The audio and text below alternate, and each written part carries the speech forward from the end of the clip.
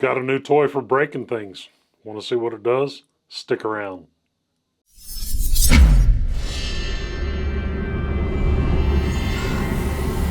Hey everyone, welcome back. I'm Scott, Edge of 3D, and still building testing devices, and got a brand new one here. Been over a month in the making, and we'll get to that one in just a minute. But as any of you watched the videos of me breaking these hooks, this is my original tensile tester, and I've made some changes to it. I wanted something that I could print out a really quick print that doesn't use a lot of material, which this is the print. This is the thin one, and this is one of the thicker ones. And the idea behind this is this print's really super quick. It doesn't use a lot of filament, and I basically use this for testing the strength of the filament as it's printed. On these thin ones, it's just a single layer, thickens up on each end for place to grab onto. And as far as how to grab onto it,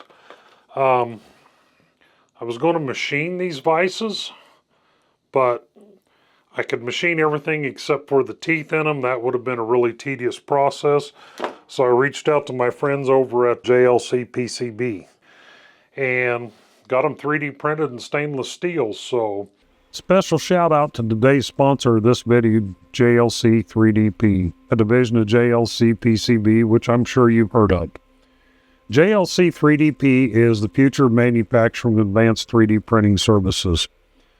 I have these jaws right here that I needed for this tensile tester, and I needed them something stronger than what I could print at home.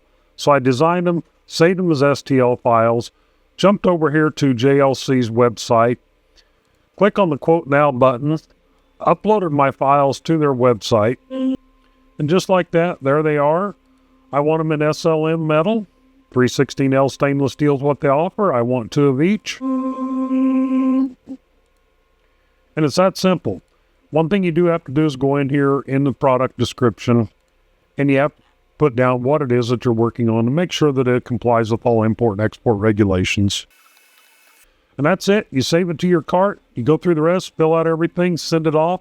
They'll review the files. If everything checks out and it can be 3D printed, they'll update the quote. In my case, the quote came back exactly the same as the original quote right here, or the estimate. And I did this on a Friday morning. I had these in my hands on a Wednesday. Fast and efficient, and they were perfect. Everything was perfect when they arrived. As you can see in the video, the jaws worked perfectly for what I wanted. They have a nice finish to them. They're heavy, very heavy. JLC 3DP is the perfect choice with high quality and efficiency. Check out what they can do for you. There'll be a link in the video description down below for up to $60 in new user coupons. And their 3D printing services start as low as 30 cents. Check them out. JLC 3DP, a division of JLC PCB. All right, so that's how I got the jaws. And basically I take and clamp these into the jaw, and you'll see it's just a, I'll kind of hold it up here for the camera. And very quick, very small breaks. And I did a couple of them here, we'll jump over here onto the other screen, I'll show you. This is what it looks like. These are breaking some of the thicker ones. They get around 25, 30 pounds of strength, 25, 30 kilograms of strength on the thicker ones, and the thin ones, they've all been coming around the 10, 11 kilogram range. And I've only printed just 2 materials, and I think these are both PLA. Honestly, I don't remember. I was printing these as test samples to figure this one out. So, that is that. I will have this at 3D Printopia, formerly East Coast Rep Rap Festival. I will have it there. I will have it set up for breaking the hooks. I will put a link in the video description down below to all the test pieces, the hooks, the IZOD test for the shear test, and then these dog bones for this machine. And you're welcome to print those out, bring them to Earth, and we'll put them on the machines, we'll break them, and everybody will get their, we'll have a big whiteboard up there, and we'll keep track of who's print with what kind of filament and whatnot. And, you know, basically have a leaderboard, just fun to play around with. But I'll have this machine there. This machine will be there. It'll be set up for doing the hook test. And then the IZOD tester, the big arm that swings down and breaks the pieces, that one will be there as well. You're welcome to come by the booth. If you want to print these out beforehand, like I said, links in the video description down below. Print them out, bring them in. We'll break them, and yeah, we'll see who comes out on top. So, on to Tensile Tester V2.0 is what I'm calling this one. I designed this one completely myself. I did take a lot of influence from Stefan, CNC Kitchen, and his open pole. Of course, his was all made out of wood. And this one I machined all the aluminum myself on my Milo, my LDO Milo mini mill. And it's been a it's been a journey. Most especially the computer processor aspect of it.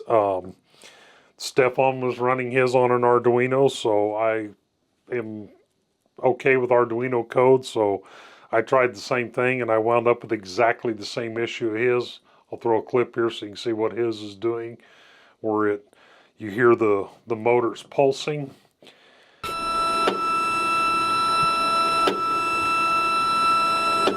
There you go. That's what it sounds like on his. This one was doing exactly the same thing. And it finally came down to, I figured out that the data path to send the signal to the stepper motors on the Arduino gets interrupted by the data path reading the output from the load cell. HX11, I think, is the actual board in there that the load cell goes into. So each time the data coming in from the load cell would update, it would interrupt the data going out to the 4988 drivers for the stepper motors. So whatever speed you had this updating at, the motors would sit there going deet, deet, deet. And the only way I found around that is I'm running two Arduinos in here.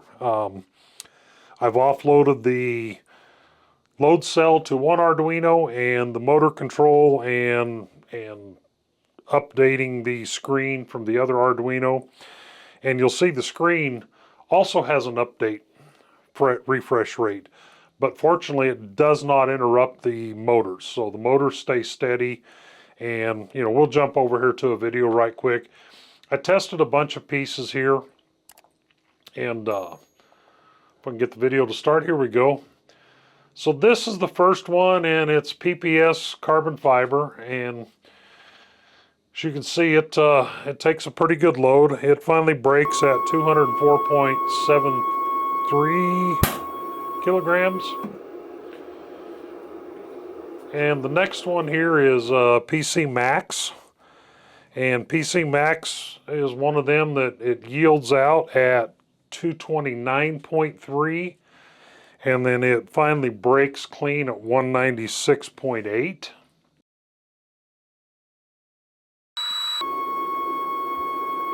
There we go. There's the break on it.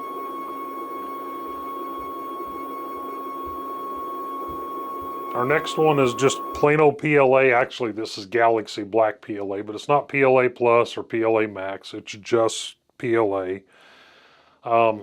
It begins to yield, peaks out at 203.92 kilograms, and it does finally break as well at 198.55 kilograms. PA12, that was a whole different story.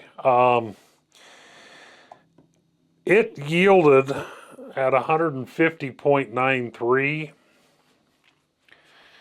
I let it go on and keep stretching for another 11 minutes. And obviously this is sped up, so I'm not going to sit here and watch it stretch for 11 minutes. But it never did break. I finally just stopped it after, I mean, it had been on the tester for a total of 15 minutes. And I'll show you when we're done with the video here how far it stretched. This is some PA6 carbon fiber that I had that I got from Amazon that came to me. I bought it as a new spool. They shipped me a spool that somebody had obviously used before, and it has horrible air adhesion. I've been playing around with it trying to see if it can be recovered, but it can't. And finally, here is the PETG carbon fiber. Surprisingly, this one came out the strongest in this round of tests. It started to yield at 246.67 grams, and then we finally got a clean break. You'll see it here in just a second.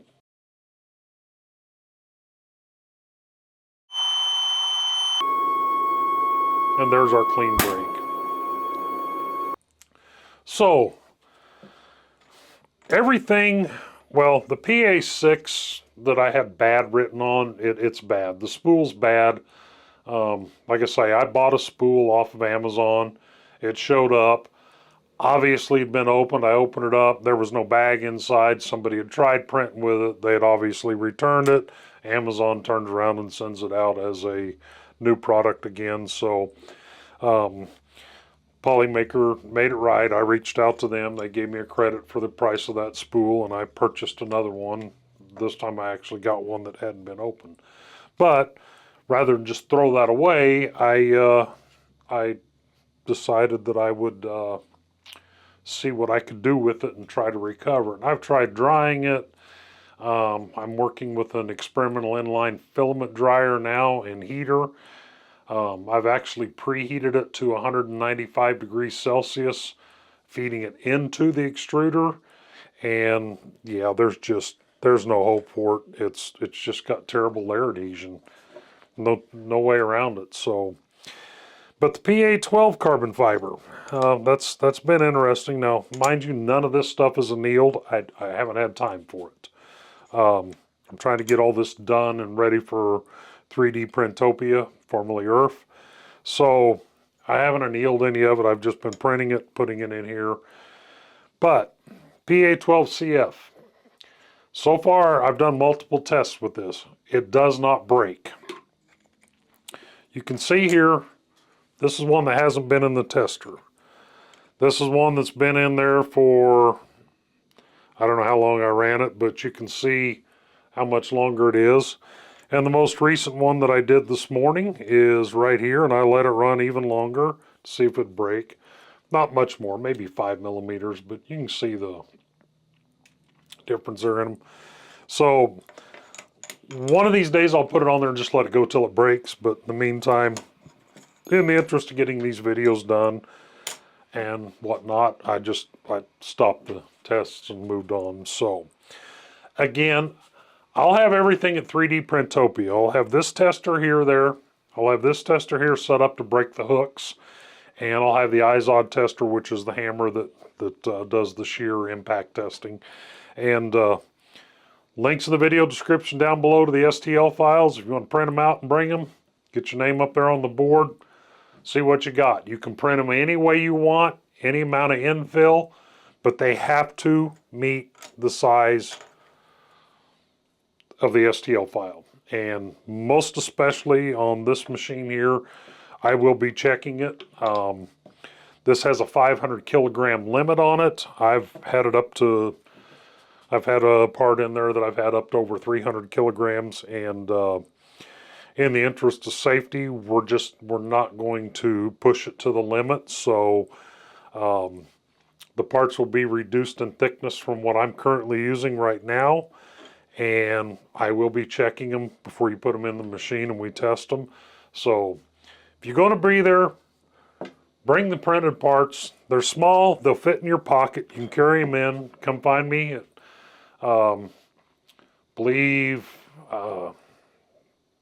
I haven't seen the layout yet, so I'm not sure where they're going to put me at in the show. They probably have the layout out, but after last year and I leaked the layout, they're not going to share it with me until they share it with everybody in the public. So there you go. That's the current state of my testing equipment. This right here is going to get a lot more functionality added to it. It is going to have a linear encoder on the test bed here, so it will also be doing length over time. Right now I don't have that.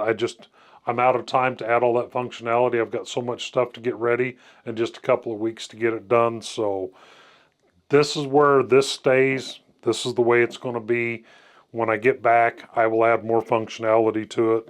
I will also add the ability for it to write to an SD card so I can create graphs on that based off the data. So stick around. That's going to be after 3D Printopia and probably after Smurf, because I've got some other stuff coming up in my personal life between 3D Printopia and Smurf that's going to take me away from this madness for a little while. So I appreciate each and every one of you that take the time to watch these. If you like them, hit the thumbs up. If you want to see more of them, hit the subscribe button.